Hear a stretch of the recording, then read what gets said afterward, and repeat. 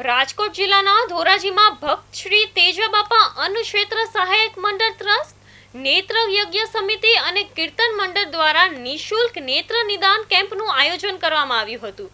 જિલ્લાના અંધત્વ નિવારણ સમિતિ અને શિવાનંદ મિશન વિરનગરના સહયોગથી યોજાયેલા આ 292માં કેમ્પ આશરે 125 જેટલા દર્દીઓની આંખોમાં તપાસ કરવામાં આવી હતી, જ્યારે 15 જેટલા દર્દીઓને ઓપરેશન માટે પસંદ કરવામાં આવ્યા હતા। હોસ્પિટલ દ્વારા દર્દીઓને વિનામૂલ્ય સોફેટ ફોલ્ડેબલ લેન્સ સાથે ઓપરેશન, રહેવા જમવાની તથા દવા ચશ્માની સુવિધા આપવામાં આવશે। આ કેમ્પ દરમિયાન તમામ દર્દીઓને તેજાબાપાની જગ્યાએ ભોજન પણ કરવામાં આવ્યું હતું।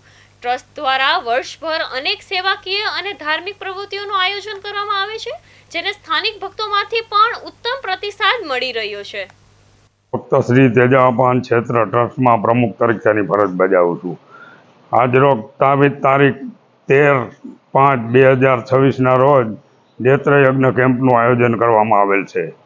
આ કેમ્પની અંદર હવા માણસોને ઓપીડી કરેલ છે અને 15 થી 17 માણસોને ઓપરેશનમાં લઈ જવામાં આવશે।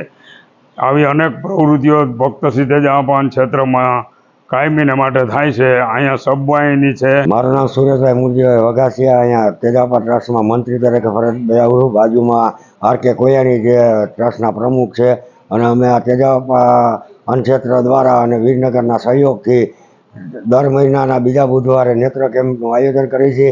આ અમારો આજે જે નેત્ર કેમ્પ હતો એ 292